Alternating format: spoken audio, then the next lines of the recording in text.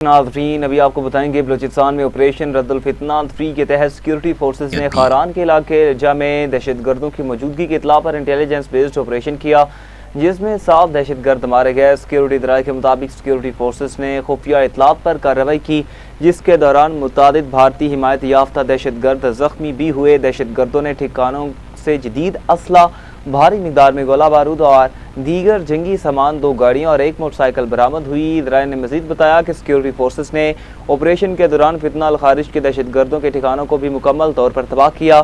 दहशतगर्द खारान और लजा में लूट मार, भत्ताखोरी, अगवा बराए तावान, टारगेट किलिंग और खुदकुश हमलों की मनसूबा बंदी में मुलव्वस थे। सिक्योरिटी इदराए के मुताबिक सिक्योरिटी फोर्सेज बलूचिस्तान में ऑपरेशन रद्दुल फितना 3 के तहत दहशतगर्दी के मुकम्मल खात्मे के लिए कार्रवाइयों का सिलसिला जारी रखे हुए हैं। आपको अपडेट देंगे नाज़रीन। अहम ऑपरेशन के हवाले से इदराए ने मजीद बताया कि सिक्योरिटी फोर्सेज ने ऑपरेशन के दौरान फितना अल खारिज के दहशतगर्दों के ठिकानों को भी मुकम्मल तौर पर तबाह किया। दहशतगर्द खारान और लिजे में लूट मार, भत्ताखोरी, अगवा बराए ताबान, टारगेट किलिंग और खुदकुश हमलों की मनसूबा बंदी में मुलव्वस थे। सिक्योरिटी इदराए के मुताबिक सिक्योरिटी फोर्सेज बलूचिस्तान में ऑपरेशन रद्दुल फितना 3 के तहत दहशतगर्दी के मुकम्मल खात्मे के लिए कार्रवाइयों का सिलसिला जारी रखे हुए हैं। आखिरी दहशतगर्द के खात्मे तक दहशतगर्दों का ताक़ुब जारी रहेगा और उन्हें मंतकी अंजाम तक पहुँचाने के लिए तमाम ज़रूरी इक़दाम किए जाएंगे।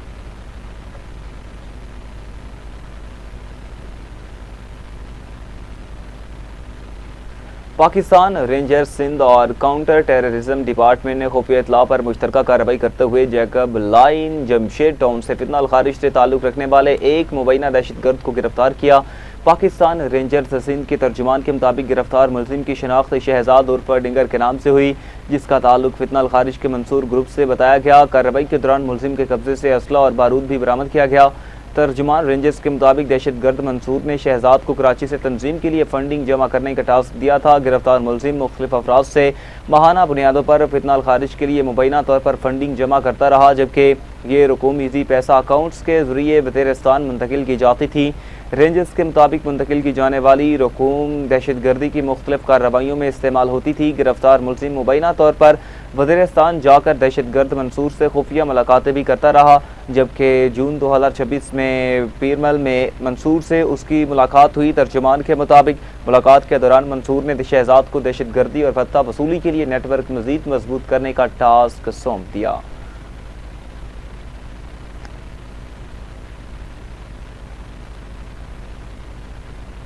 लाहौर के इलाके DHA फेज़ 2 में मोटरसाइकिल की पेट्रोल टैंकी फटने के बायस हादसा पेश आया, जिसके नतीजे में 8 अफराद झुलस कर मुतासर हुए। पुलिस के मुताबिक वाक़े के बाद मुतासरा अफराद को फौरी तौर पर तिब्बी इमदाद के लिए जिना अस्पताल की सर्जिकल एमरजेंसी मुंतकिल किया गया।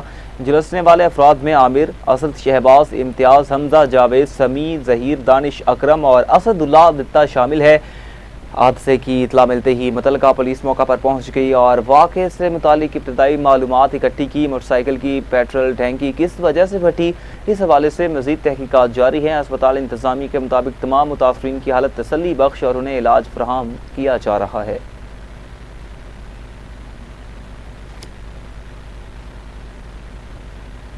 जमात इस्लामी मुल्क भर में बढ़ती हुई महंगाई, बिजली के भारी बिलों, पेट्रोलियम लेवी और हुकूमती बदनुमानियों के खिलाफ आज चारों सूबों में बैक वक्त एहतजाजी धरने देगी। जमात इस्लामी के ज़रिए एहतमाम एहतजाजी मुजाहिरीन आज शाम 4 बजे मुख्तलिफ मकामात से मार्च करते हुए लाहौर में वज़ीर आला हाउस पहुँचेंगे। अमीर जमात इस्लामी पाकिस्तान हाफिज़ नईमुर रहमान ने मंसूरा लाहौर में मरकज़ी क़यादत के हमरा प्रेस कॉन्फ्रेंस करते हुए ऐलान किया कि मुल्क भर में बढ़ती हुई महंगाई, बिजली के भारी बिलों, पेट्रोलियम लेवी और हुकूमती बदनुमानी के खिलाफ आज चारों सूबे में बैक वक्त एहतजाज धरने दिए जाएंगे। लाहौर में वज़ीर आला हाउस जबकि बाकी सूबाई दारुल में गवर्नर हाउस के बाहर धरने का इनेकाद किया जाएगा।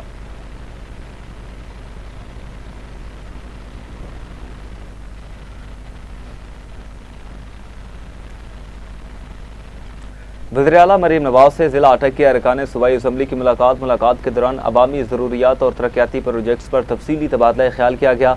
अरकान सूबाई असम्बली का ज़िला अटक में इलेक्ट्रो बस के आगाज़ पर वज़ीर आला मरीम नवाज शरीफ को खिराज तहसीन अरकान सूबाई असम्बली ने कहा। BOF संजुवाल ता हुजरू गवर्नमेंट कॉलेज ऑफ टेक्नोलॉजी ढोक फतह से अटक खुर्द तक इलेक्ट्रो बस रवा दवा है। ख़वातीन, तलबा और बुजुर्गों के लिए दुनिया की बेहतरीन बस सर्विस में मुफ्त सफ़र नेमत के मुतरादिफ है। मिसाली गाँव प्रोजेक्ट के तहत देहात की अपग्रेडेशन इनकलाबी इकदाम है। पंजाब की तरक्की और तारीखी प्रोजेक्ट दूसरे सूबों के लिए मिसाल बन रहे हैं।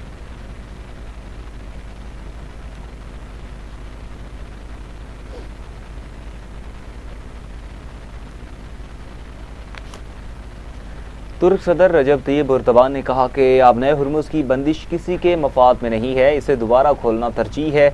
कतरी नशरियाती इदारे को दिए गए इंटरव्यू में तुर्क सदर रजब तैयब एर्दोगान ने खित्ते में लड़ाई रोकने के लिए सालसी की कोशिशों में अहम किरदार अदा करने पर कतर को सराहा। सदर एर्दोगान ने हाल ही में सऊदी अरब और पाकिस्तान के साथ ऐलान किए गए मुश्तरका दिफाई मुआहदे पर भी गुफ्तगू की और कहा कि मुस्तकबिल में मिस्र समेत दीगर ममालिक के इस मुआहदे में शामिल होने का इम्कान मौजूद है।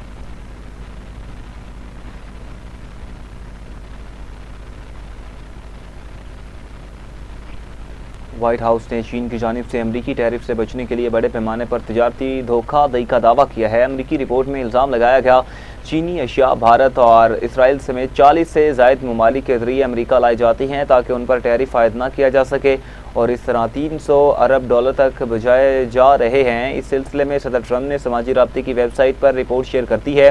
राय के मुताबिक जिन ममालिक से चीनी अशिया की अमरीका गैर कानूनी तरसील की जाती है उनमें पाकिस्तान शामिल नहीं है।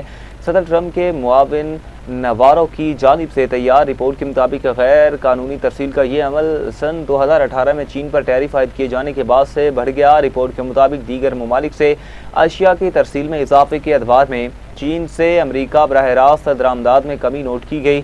तखमीना लगाया गया कि सालाना 40 अरब से 303 अरब डॉलर की गैर कानूनी तरसील की जा रही है। जिन ममालिक को इस्तेमाल किया जाता है उनमें कनाडा, इसराइल, यूरोपीय यूनियन, मैक्सिको, जापान, जनूबी Korea, Brazil, Indonesia, Malaysia, Thailand, Turkiye, Cambodia, Laos और म्यांमार शामिल है।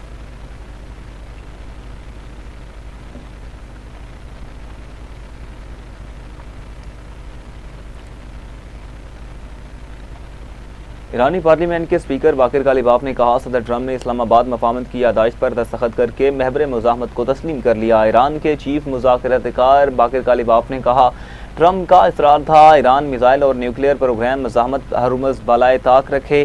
सदर ट्रंप ने दस्तखत करके महाज मज़ाहमत को फ़ारसी में तस्लीम किया। मुज़ाकरात का नतीजा ये निकला कि अमरीका ने उसी रात हुर्मुज़ की नाकाबंदी ख़त्म कर दी थी। बाकिर कालिबाफ ने कहा अमरीका के साथ मुज़ाकरात को जारहाना सिफारतकारी समझते हैं।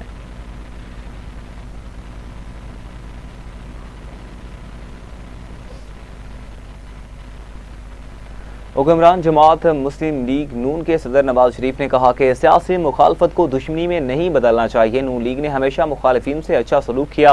आज़ाद कश्मीर इंतखाबात में कामयाब होने वाले उम्मीदवारों को मुबारकबाद देता हूँ। मरी में मुस्लिम लीग नून आज़ाद कश्मीर की पार्लिमानी पार्टी इजलास से खिताब में नवाज शरीफ ने कहा कि नून लीग ने हमेशा मुखालिफिन से अच्छा सलूक किया। आज़ाद कश्मीर को ज़्यादा से ज़्यादा फंड्स देने चाहिए। उन्होंने कहा कि नून लीग के अच्छे उम्मीदवारों की शिकस्त के अवामिल को भी देखना होगा। नवाज शरीफ ने मजीद कहा कि इंतखाबात के 2 मरहलों में नून लीग को कामयाबी मिली। अवाम ने एक बार फिर नून लीग पर एतमाद का इजहार किया।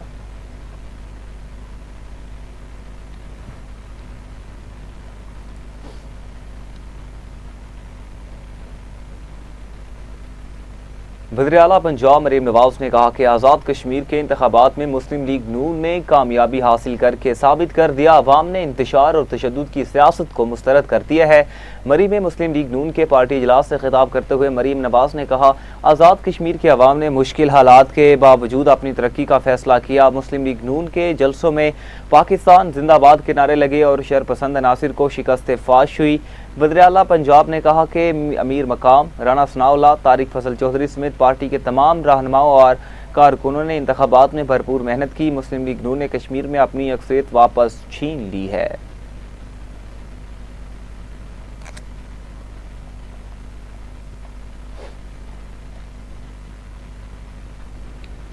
यहाँ पे शामिल करेंगे एक शॉर्ट ब्रेक, हमारे साथ रही। वेलकम बैक नाजरीन, आगे बढ़ें और आपको बताएं मुत्तहिदा कौमी मूवमेंट MQM पाकिस्तान ने मुल्क में आबादी के लिहाज से नए सूबों के क़याम का मुतालबा करते हुए कहा कि सिंध में नए सूबे बनाने का मुकदमा सबसे ज़्यादा मजबूत है। MQM पाकिस्तान के चेयरमैन खालिद मकबूल सिद्दीकी ने डॉक्टर फारूक सत्तार और मुस्तफ़ा कमाल के हमरा कराची में प्रेस कॉन्फ्रेंस करते हुए कहा, मुल्क भर में अब ज़रूरत के मुताबिक नए सूबे बनने चाहिए। खालिद मकबूल सिद्दीकी ने कहा, मौजूदा सूबे लसानी बुनियादों पर बनाए गए थे। आबादी में मुसलसल इजाफे के बावजूद मुल्क में नए सूबे नहीं बनाए गए। नए सूबों का मुतालबा किसी तंजीमी या सियासी ज़रूरत के तहत नहीं बल्कि पूरे पाकिस्तान की ज़रूरत है। उन्होंने कहा, सूबे ना बनाने के जो असरात सामने आए हैं उन पर भी बात होनी चाहिए। MQM के रहनुमा डॉक्टर मुस्तफ़ा कमाल ने कहा, नस्ल दर नस्ल जुल्म सहने वालों ने इसे अपनी तकदीर समझ लिया है। तहम हमारा फ़र्क ये है कि हमने जालिमों के आगे हथियार नहीं डाले। हम आइन और कानून के दायरे में रहते हुए अपनी जिद्दोजहद जारी रखेंगे।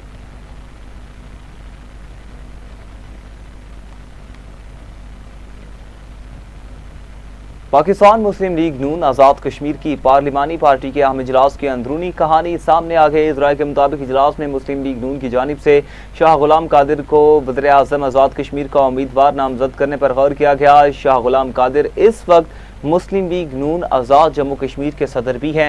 इजराय के मुताबिक नवाज शरीफ ने कहा कि शाह गुलाम कादिर अच्छे इंसान हैं, उन्होंने मेहनत की, अल्लाह ताला ने कामयाबी अता की। इजलास में वज़ीर आज़म शहबाज शरीफ, वज़ीर आला पंजाब मरीम नवाज शरीफ, साबिक वज़ीर आला हमजा शहबाज, स्पीकर कौमी असम्बली सरदार अयाज सादिक, नायब वज़ीर आज़म वज़ीर खारजा सेनेटर मोहम्मद इसाक डार समेत विफाकी और पार्टी क़यादत ने शिरकत की। इजलास में मुस्लिम लीग नून आज़ाद जम्मू कश्मीर के सदर शाह गुलाम कादिर, साबिक वज़ीर आज़म आज़ाद कश्मीर राजा फारूक हैदर खान और 9 मुंतखब अरकान आज़ाद कश्मीर असम्बली भी शरीक हुए।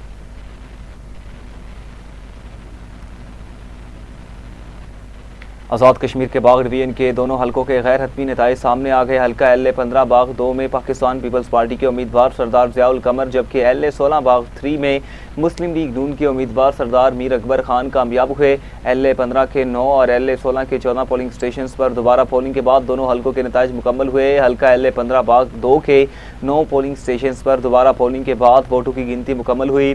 पीपल्स पार्टी के सरदार ज़ियाउल कमर ने अपने करीब तरीन हरीफ मुस्लिम लीग नून के राजा मुश्ताक मिन्हास पर 1900 वोटों की बरतरी हासिल करके कामयाबी अपने नाम की। दोबारा पोलिंग से कबल दस्तियाब नताइज के मुताबिक सरदार ज़ियाउल कमर 16,637 वोट लेकर पहले, राजा मुश्ताक मिन्हास 15,015 वोट के साथ दूसरे और जमात इस्लामी के उम्मीदवार ब्रिगेडियर रिटायर्ड राजा मोहम्मद खान 12,000 से ज़ायद वोट लेकर तीसरे नंबर पर रहे।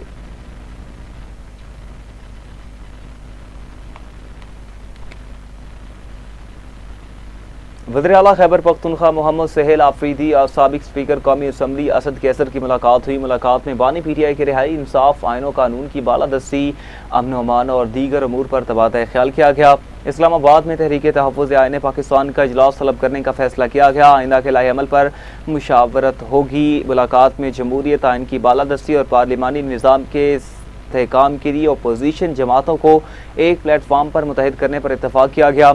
वज़ीर आला सुहेल आफरीदी ने पंजाब, सिंध, बलूचिस्तान, आज़ाद कश्मीर और गिलगित बल्तिस्तान का दौरा करने का फैसला किया। दौरों के दौरान सियासी क़यादत से मुलाकातें और अवामी राबिता मुहिम होगी।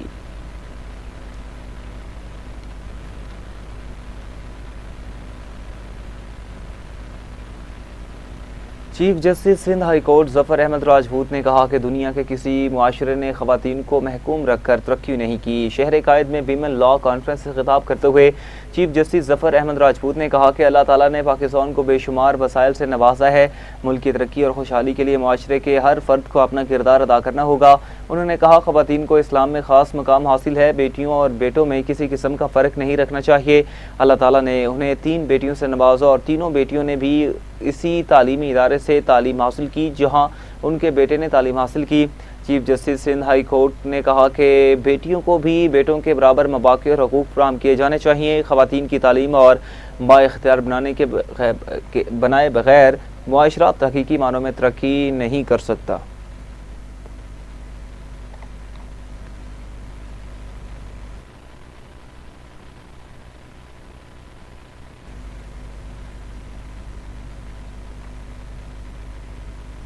बांग्लादेश ने पहले टेस्ट मैच में ऑस्ट्रेलिया के खिलाफ 9 विकेटों से तारीखी कामयाबी हासिल कर ली। बांग्लादेश ने पहली मरतबा ऑस्ट्रेलिया में टेस्ट मैच में कामयाबी हासिल की। 9वें नंबर की टेस्ट टीम ने पहले नंबर वाले ऑस्ट्रेलिया को अपसेट शिकस्त से 2-4 किया। बंगाल टाइगर्स ने 57 रन का हदफ 1 विकेट के नुकसान पर हासिल किया। शादमान इस्लाम 25 और मोमिन उल हक 30 रन बनाकर नॉट आउट रहे और ऑस्ट्रेलिया ने पहली इनिंग्स में 198 और दूसरी इनिंग्स में 284 रन बनाए। बांग्लादेश ने पहली इनिंग्स में 426 जबकि दूसरी इनिंग्स में 1 विकेट पर 57 रन बनाए।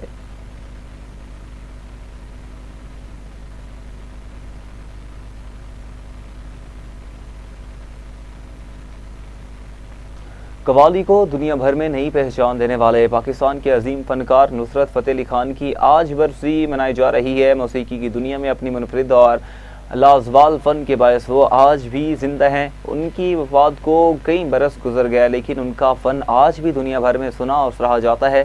देखिए ये खुसूसी रिपोर्ट।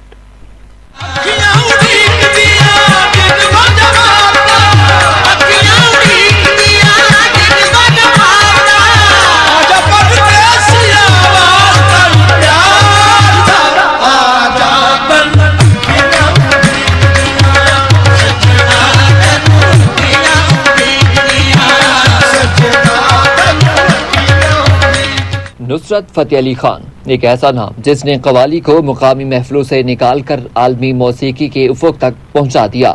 उनकी आवाज में दर्द भी था, मोहब्बत भी और रूहानी कैफियत भी।